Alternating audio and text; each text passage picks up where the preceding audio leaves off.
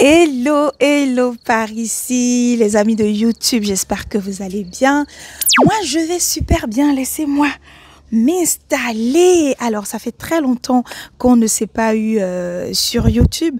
Donc, pour ceux qui me suivent sur Instagram, Facebook, etc. D'ailleurs, n'hésitez pas à me suivre là-bas également. On partage beaucoup de contenu actuellement sur l'entrepreneuriat, sur le business. Et il y a une question qui revient très souvent.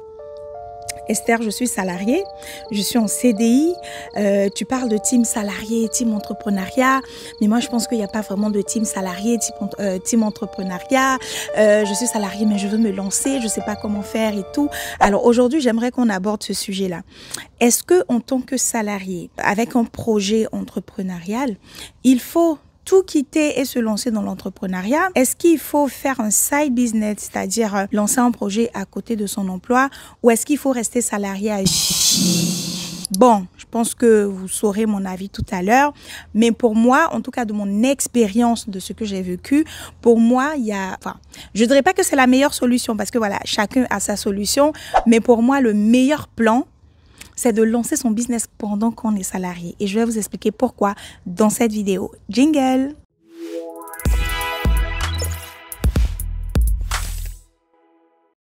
Ok, donc asseyez-vous confortablement. Si tu es salarié, déjà, mets en commentaire salarié. Si tu es entrepreneur, mets entrepreneur. Tu mets team salarié ou team entrepreneur, ou tu mets les deux. Voilà. Donc, moi, je commence par vous raconter mon histoire. Beaucoup d'entre vous savent ici que j'ai démissionné de la banque. Ça va faire un peu plus d'1 an maintenant. Et pendant que j'étais en banque, j'ai lancé mon business à côté. D'où c'est parti? On va déjà parler des frustrations qu'on a en tant que salarié avec un projet qu'on veut développer. Sur cette partie, je fais une nuance. Alors, il y en a qui sont faits pour le salariat, mais vraiment, qui sont compétents, qui sont doués, qui sont carriéristes. Eux ne parlent pas de business. Non, eux, c'est le salariat et ça leur va très bien. La team salariat, mettez les cœurs, s'il vous plaît. On ne vous en veut pas. Ne venez pas faire l'entrepreneuriat. C'est pas fait pour tout le monde. Donc, eux, voilà, ils veulent gravir les échelons, c'est carré, il y a la sécurité, il y a le truc super.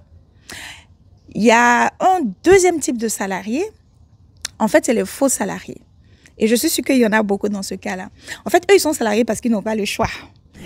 Est-ce que ce que je dis là, c'est faux? C'est la vérité. Ils sont salariés parce qu'ils n'ont pas le choix. Il faut payer les factures, ou j'ai fait des études pour travailler dans tel domaine, il faut que je travaille dans ce domaine. Ou j'ai fait des études dans un autre domaine, j'ai pas eu d'opportunité là-bas, j'ai eu une opportunité dans un autre domaine, je fais ça en attendant et finalement, je suis restée dedans. Et ce type allez, on va dire ces faux salariés là, c'est-à-dire c'est des entrepreneurs dans l'âme, mais qui sont dans le salariat, ont du mal en fait à déployer leur potentiel. Et quand tu dures dans ça, arrive un moment où tu ne te sens plus, où ça ne va plus, où le salariat commence à te saouler. Oui, on va se dire la vérité aujourd'hui. Tu es au travail, c'est ton corps qui est au travail, ton esprit est ailleurs.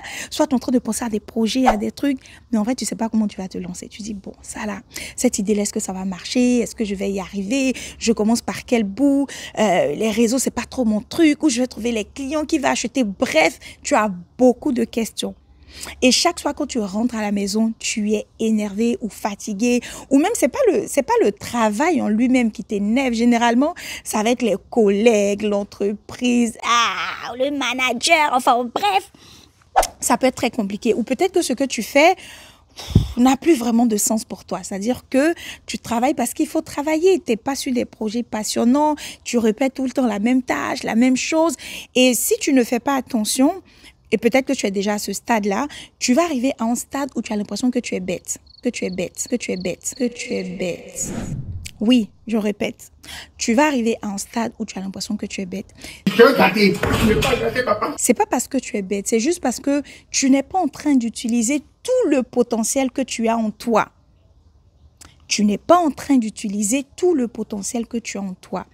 Et quand tu as cette âme d'entrepreneur, ça va pas, t'es irritable, il y a un truc au travail, voilà, tu te plains, voilà, la française, c'est toi qui râle, c'est toi qui...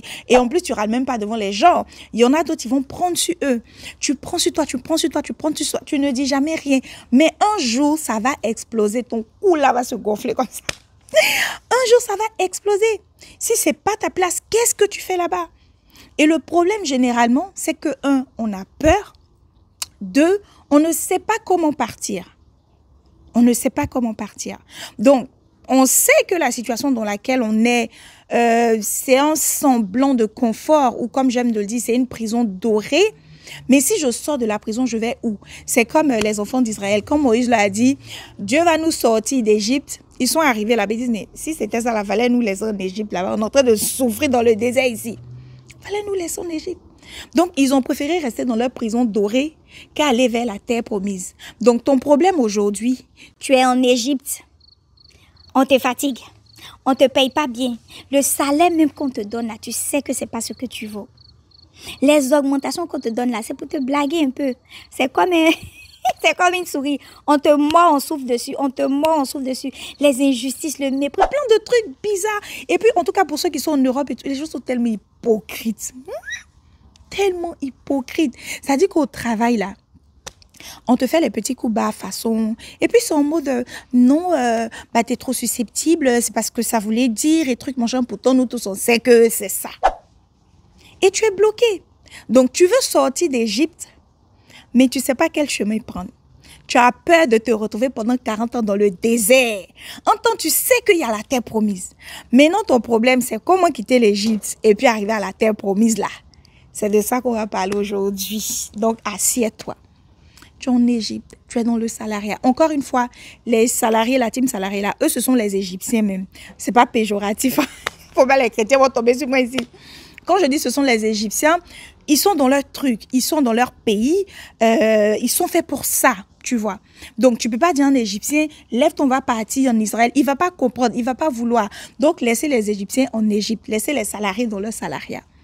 Maintenant, toi, enfant d'Israël, tu es en Égypte, là, c'est à toi que je m'adresse. C'est à toi que je m'adresse. Tu as peur de quoi? De quoi tu as peur? Tu vas faire et puis ça va pas marcher. Ok, il n'y a pas de souci. Tu vas perdre la sécurité de ton emploi. Ok, je comprends.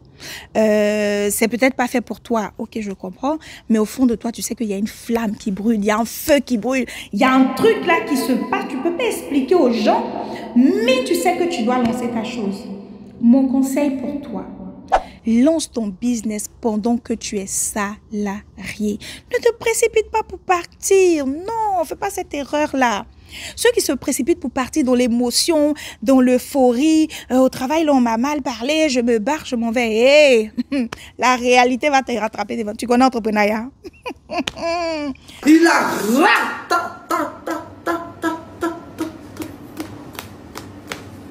Il a raté. Ça va te rattraper devant. Il faut préparer ton plan de sortie. Il faut préparer ton plan de sortie. Tu pars, tu vas lancer quel business? Le business que tu vas lancer là, c'est pour aller être esclave de ce business-là encore ou bien c'est pour avoir ta liberté? Liberté de choix, liberté géographique, liberté financière. Les moustiques sont en train de manger mes pieds ici. Tout ça à cause de vidéos YouTube. Créateur de contenu, c'est pas facile. Hein? Les moustiques, pardonnez, laissez-moi faire ma vidéo. Bref. Donc, tu as peur de quoi? De quoi tu as peur? Donc, avant de partir, tu dois avoir un plan bien précis. Quel business tu vas lancer? Et aujourd'hui, moi, dans l'un des programmes que je viens de lancer, Business Empowerment, on accompagne les salariés ou aussi les entrepreneurs qui veulent lancer un business à côté de leur job. En tant que salarié, c'est pas évident. Toute ta journée, tu es au travail. Donc, c'est sur tes heures de descente. Déjà, même dans les transports, quand tu quittes le travail, tu es en train d'arriver à la maison, tu dois être en train de réfléchir sur ton business, de travailler sur ton business, d'écouter des podcasts, de regarder des choses qui vont te faire avancer dans ton business. Donc, première étape, tu dois avoir un mindset d'entrepreneur. Parce que si tu gardes le mindset des Égyptiens, des salariés là, ça ne va pas t'arranger. Tu ne vas jamais passer à l'action. Tu vas toujours procrastiner. Oui, je vais faire, je vais lancer. Toi, tu as tous les 10 000 projets. Même un, tu n'as jamais lancé.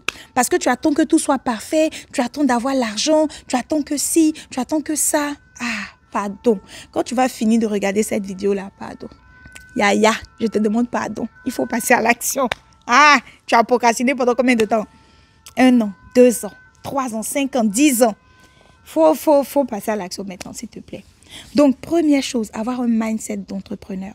Et le mindset d'entrepreneur, c'est pas en restant avec les salariés que tu l'auras. Va marcher avec des entrepreneurs. Va à des conférences, à des masterclass, à des séminaires. Commence à te plonger dans le monde de l'entrepreneuriat.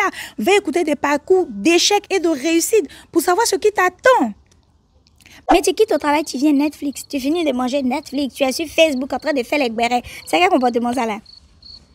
Oui, aujourd'hui là, je vais te dire ton vrai nom, je vais te dire la vérité. C'est quel comportement ça? Commence à écouter des podcasts qui vont t'inspirer. Commence à avoir des mentors, à suivre des personnes inspirantes, à échanger avec des gens qui vont te tirer vers le haut. Déjà, le mindset de l'entrepreneuriat, c'est la base. Une fois que tu as ce mindset-là, tu vas voir que ce feu-là va commencer à... Voilà, ça va se raviver. Cette flamme-là va commencer à monter. Tu vas te dire, bon, là, je sens que c'est le moment de faire quelque chose. Maintenant, faire quoi? On arrive à notre deuxième point. Faire quoi? Faut que tu trouves une idée de business qui est alignée avec toi. Ça, c'est hyper important. Ne va pas te lancer dans un business parce qu'on dit « e-commerce, ça marche, je vais faire une commerce. Immobilier, ça marche, je vais faire immobilier. Tant ça marche, non. » Un business qui va correspondre à 3 points. Ta passion, tes compétences et un besoin du marché. Je te promets que quand tu trouves l'intersection entre ces 3 points, ce que j'appelle ta zone d'opportunité, ah mon ami, 1, tu ne vas pas chômer. 2, tu auras beaucoup d'argent. Et 3, tu vas kiffer faire ce business-là.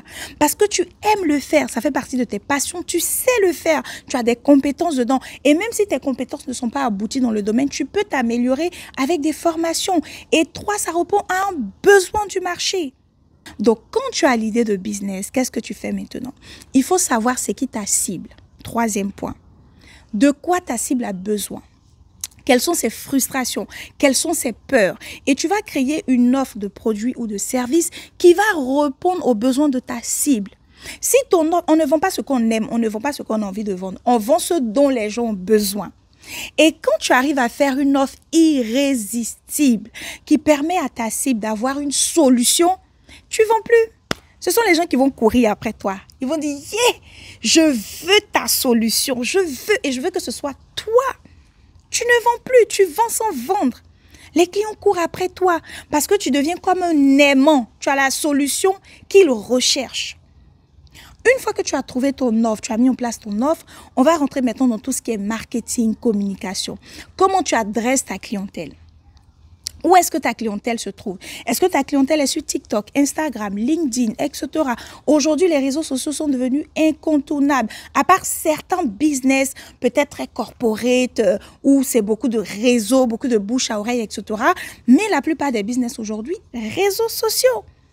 Donc, comment tu adresses ta clientèle, comment tu fais tes contenus, c'est quoi les stratégies à mettre en place. Tu ne peux pas débarquer sur les réseaux, tu n'as aucune page, tu veux déjà convertir les gens. No, I'm sorry.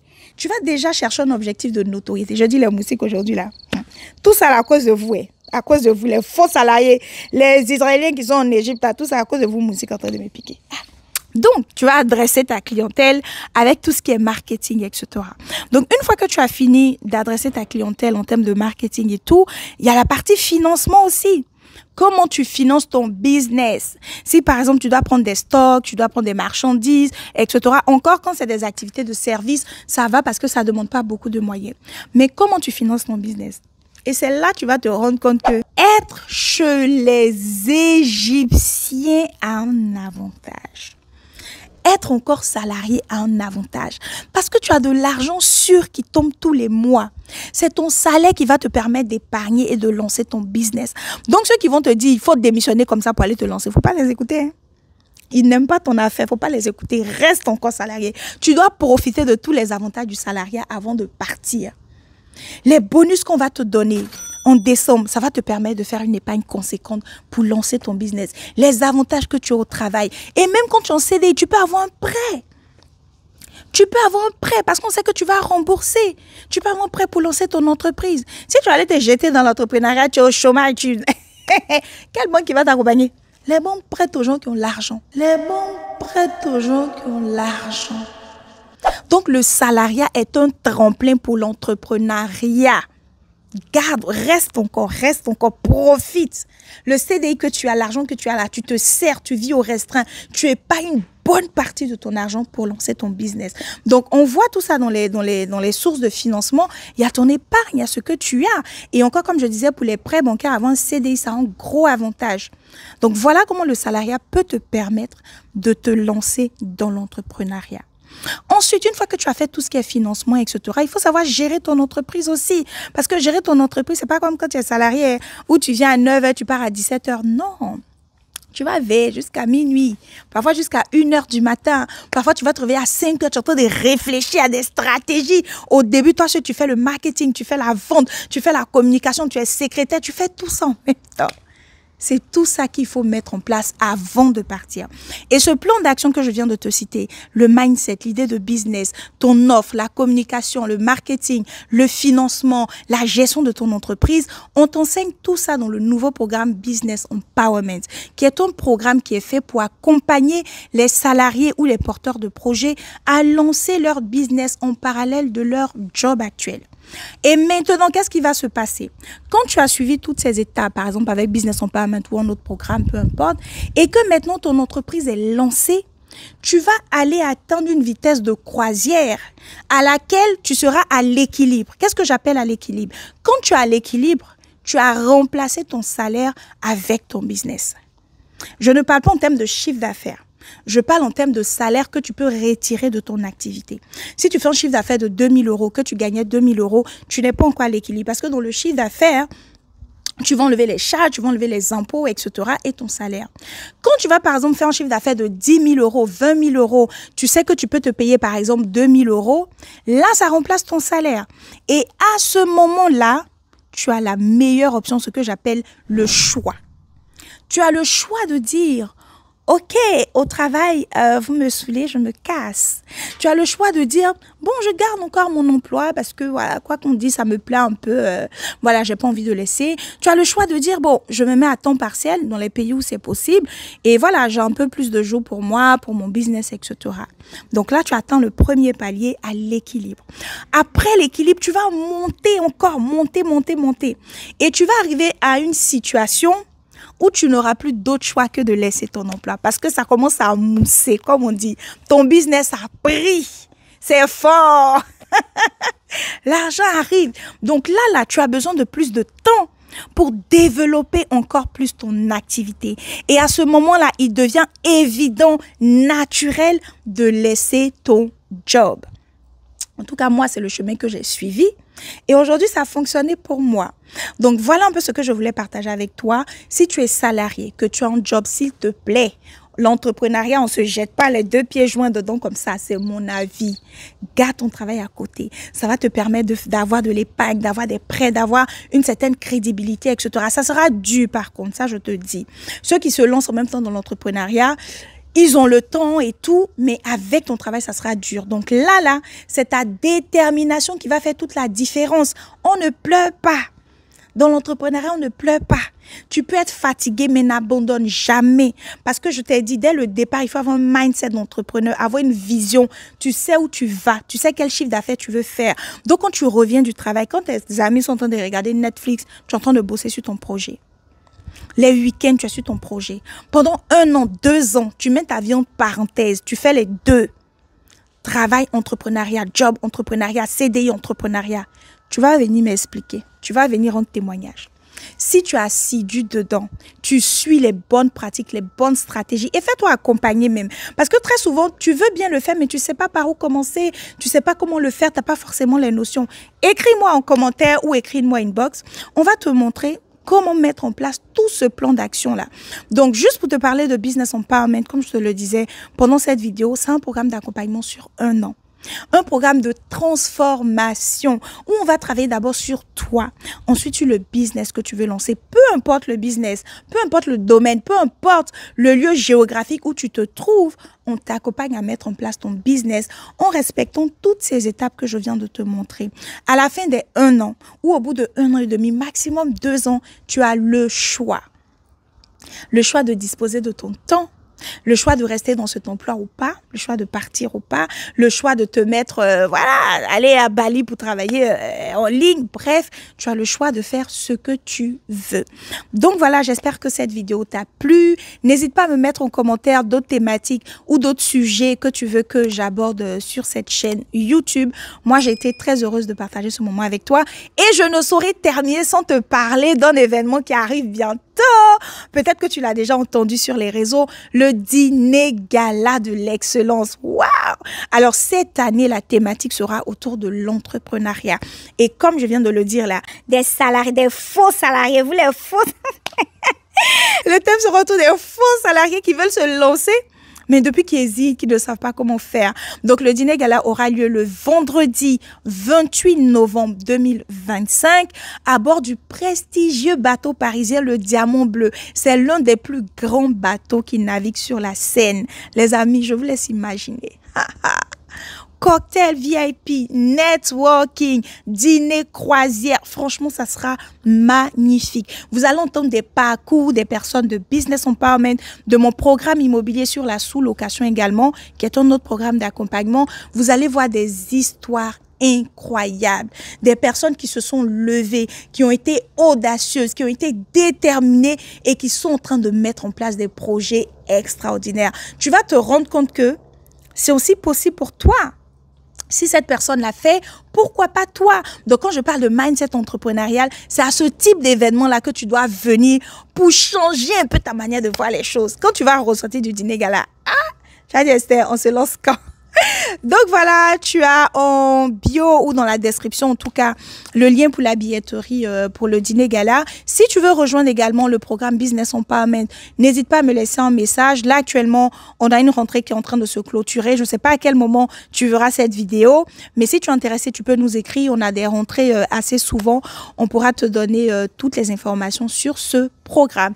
Sur ce, je te souhaite de passer une bonne journée et puis on se dit à bientôt. Ciao!